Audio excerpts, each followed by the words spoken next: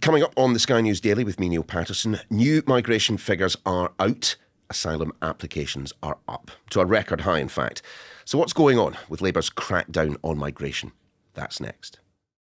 The world is becoming increasingly complex and volatile. How can we make sense of it all? I'm Richard Engel. And I'm Yalda Hakim. And we're the top international correspondents at NBC News and Sky News. And we present Sky News' latest podcast, The World. Each week, we'll cut through the noise to guide you through the week's global events and explain to you why what happens out there matters to you wherever you are. Listen now to The World with Richard Engel and me, Yalda Hakim, wherever you get your podcasts. The Home Office has just released its latest batch of immigration data.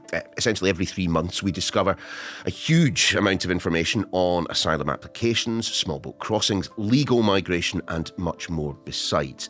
Labour, of course, came to power pledging to fix the asylum system. They also said they'd smash the smuggling gangs and bring down net migration for good measure. And I suppose this is as good a time as any to see if they've lived up to any of their promises. Tom Cheshire is our data and forensics correspondent. Plenty of data. So why don't we start with asylum applications? Because I think for many people, this figure has come to represent what has been going wrong. Yeah, it really is the sort of totemic thing. If you think about, especially, let's put it in the context of last year too, and all the rioting that happened, a lot of that happening around hotels, housing asylum seekers, one of those set alight people sent to prison for that. But the big number is this record number of asylum claims. And I think that is the eye-catching thing. You see that and say, what is going on here? Well, what's the figure? Well, it's huge. It's 108,000 beats the previous record, which is set all the way back in 2002. So this is, talking 2 decades, a generational sort of high here, really. But I think it's important to delve into it because obviously the other thing to remember is, that's an application. It's not someone necessarily being granted asylum. And what we're seeing in these figures for the first time actually since 2020 is the number of applications being refused is higher than the number being granted, which is a bit of an outlier for the UK, especially if you compare it to other countries. We don't get as many asylum applications. We're the 5th highest in Europe. But if you look at other countries, especially, say, Germany, they actually historically have tended to reject a lot more applications than we have. Of those who are applying for asylum, we get some information, don't we, about where they are coming from. Top 5 countries for this: Pakistan, then Afghanistan, then Iran, Bangladesh and Syria. Pakistan has been the really, really big increase over the last year to around 10,000 people. Tom, just bringing it back to why more asylum claims are being rejected. I mean, there once was this complaint that our system had made it just too easy to claim asylum. And then also this was maybe some of the suspicion that when Labour's saying it wants to bring the asylum backlog down, well, a very quick way of doing that would be just to grant all that. That's not what we're seeing in the figures so far. It looks like they're being a bit more rigorous about that. We do know that, and Labour will make a big thing, they've added staff to try and deal with this, added funding to try and get through this backlog. But it does seem actually that it's not just sort of saying, you get asylum, you get asylum. It's actually being more selective than we've seen over the past 5 years. And do we have any way of finding out, A, whether or not that's true, and B, why that might be the case? Yeah, I think some of that is on the processing side. So 2 things sort of happening. When it was Stop the Boats, for a long time, there was also a pause on processing applications. And that just meant this backlog growing. There was no one looking at it. Just giving staff more time to deal with it means you don't have to hurry it through, and perhaps they're taking a bit more time to scrutinise that. It's a mixed bag, we can probably say, hand on heart. Record numbers applying, but increased rejections, lower numbers actually granted protection or leave to remain. But you mentioned the asylum backlog there. Again, something Labour said they were going to sort out. There's lots of things Labour haven't really changed in terms of immigration policy generally. But this is one where they've made a real sort of point of differentiation. When they got rid of the Rwanda scheme, they're saying, well, what are we going to do instead? This is what we're going to do is get through that backlog because putting asylum seekers in hotels and other temporary accommodation, if you've got a big backlog, obviously you need to keep people in hotels. And it's a huge amount of money to do that. But that backlog, it's not massively encouraging. So the backlog has been reduced, but there are more in the backlog. Sorry, yeah, only over the last 3 months. So Labour comes into power, obviously sort of June this year, and since then that overall number is up. But if you break it down since September, when they've had a bit more time in power to look at this, the trend is now downwards, even if it's higher. So the question is, does that trend continue? If it does, that means Labour will be making progress on getting rid of that backlog. The last general election did focus on kind of control of our borders, small boats. It's been something that people have been banging on for donkeys about.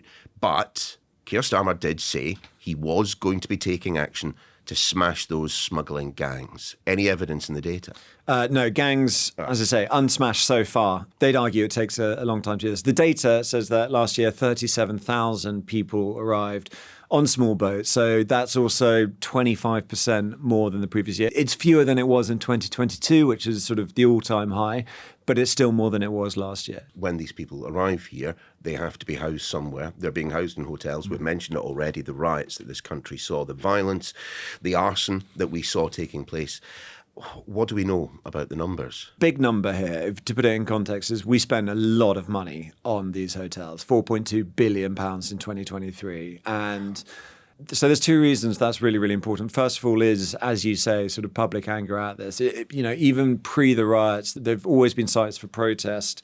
People, there's sort of arguments about whether those are hijacked by people who want to turn it into a political course versus people who are genuinely concerned. It is not difficult to see why people 100%. would be upset at £4 billion being spent largely, predominantly on hotels for people who are not yet, at very least, British citizens. Yeah, and especially when we have a really big homelessness problem in this country as well. It's a really, really big chunk. It gets paid now out of the foreign aid budget. So it's actually... on those 2023 figures, around 28% of the foreign aid budget was actually spent in the UK. That's also interesting too, because that foreign aid budget is supposed to go to defence soon. They want to eliminate these hotels being used to house asylum seekers. The upshot of all of that is they haven't eliminated that. Fine, 6 months, but 41,000 people in hotels and other contingency accommodation. That's up by 3,000 since September alone. It's an increase of 9,000 from June, just before the election. There are many, many people complaining about net migration to this country, the net increase in numbers that we're seeing. The vast majority of that, and we banged on about it on this podcast before, doesn't come in a small boat, does it? I mean, it's through legal routes. Where are we on that? Because they said they were going to bring that down as well. Yeah, and that one's maybe a bit easier because it was already coming down. I think we had the so-called Boris wave when, the floodgates were really open and there was painters were like, we need this in social care, we need other workers, we need seasonal workers. And that led to this huge, huge jump in migration. The numbers are way bigger than anything we're talking about when it comes to small boats. If you think that's 37,000. Last year, there were 210,000 visas granted to main applicants in all work categories. It's an order of magnitude more.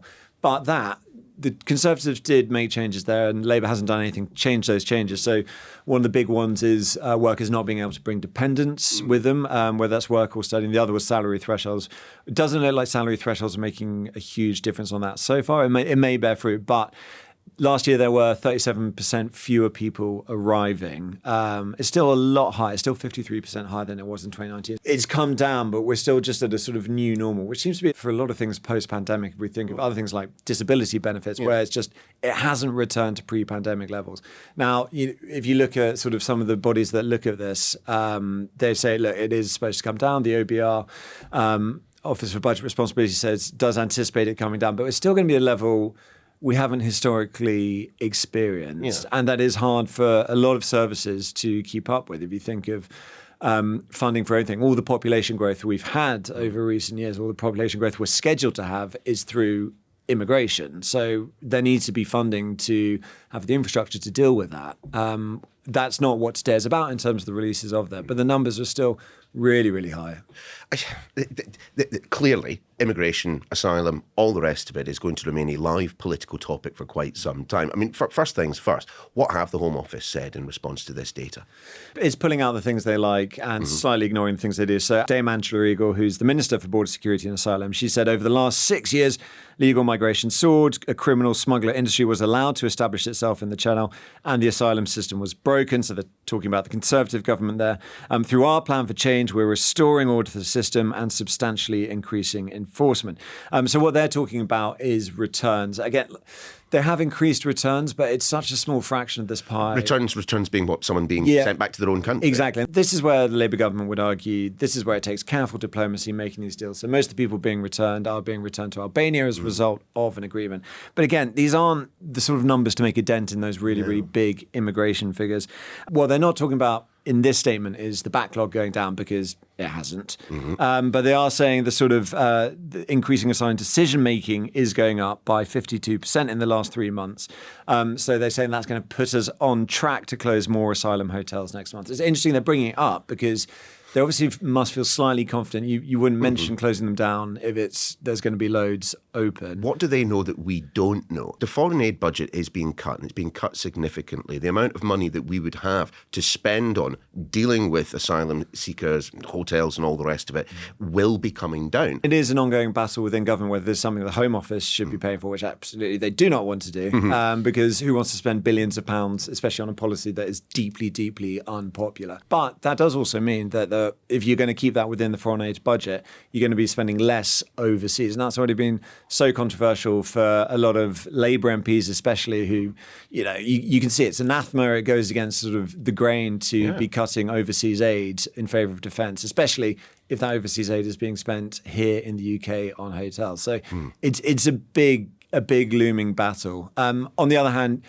if you get that backlog down, direction of travel slightly good. If you start going, that's fewer people in hotels, there's less spending on hotels, this ultimate aim to close their hotels, that would be a huge, huge win if they can deliver it. It's certainly not happened in the last 6 months. It's gone up, those hotels. But if they're mentioning it, perhaps they're confident it will come down. All right, so report card time. Mr. Cheshire, handing out the grades. We're not at the end of the term. The Labour government has not been in for desperately long. But on asylum, the backlog, small boat arrivals, asylum seekers in hotels, legal migration, it's a big F from me. I think on the asylum, having more decision makers there, and actually the number of asylum grants going down proportionally versus those who are refused it. That is a change, and that hasn't been the case for 5 years. So I think that is quite significant. Those numbers going up on the backlog, I think we were perhaps always going to expect it. It's just whether that slight decrease now actually sustains. So I would give that a C rather than a complete F to start with. Small boats, I think that's an F straight away. And fine, let's come back in 3 months' time when the next statistics are out and we can see if that's changed. But for sure, if you want to get those numbers down, they haven't gone down. Legal migration, I think, that sort of picture is probably a C or a D on the report. I was always A's, so you're down in the lower rungs. You're a lot more charitable than my teachers ever were. But, overall migration is coming down. Is it at a level where the British public is going to be happy with it? The thing is, and we've talked about this before, when you go into it and you ask people, do you want fewer nurses? Do you want fewer social care workers? Do you want fewer doctors? No, that's fine. That's absolutely fine. Those are the people who tend to be making up the bulk of migration figures. What's changed is the number of dependents. That was the Conservative change. Yep. Labour have stuck to it. So I think their sort of middling progress, it is coming down. If Labour doesn't sort this out, as a result of all of this increased attention on it, politically, it's going to be really difficult for them. I think it's going to be impossible to fight the next general election if it hasn't come down and they can't point to it and say, A, it was part of all their promises before the election, and B, it is, as you say, part of the chassis. This is not one of those ones where it's a confected outrage. We have seen unprecedented immigration in a way that was never really pitched to the public. This is something that happened. We left Brexit. We had the ability to set our own rules, and we did set those rules. That is a really big change to the fabric of UK society, how the economy works, and there are arguments around it, but I don't think those arguments were ever really made, especially not in an election scenario. Labour made the argument it would bring all this down, and then you have reform there, which is, that is the key issue for reform. They're polling better than anyone in the polls right now. Whether that's sustainable, we'll see, especially when it comes to other issues. Tom, always good to see you. Thanks very much indeed. And for much more of Tom's analysis, head to skynews.com. The Sky News Daily is back tomorrow. Donald Trump is heading back to the White House. Together we can truly make America great again. We are in for an unpredictable but fascinating 4 years. And we're going to be following every twist and turn for the first 100 days. We'll be bringing you the latest updates and analysis first thing every morning. So join me, James Matthews. Me, Martha Kalnick. And me, Mark Stone. For Trump 100 every weekday at 6 a.m, wherever you get your podcasts.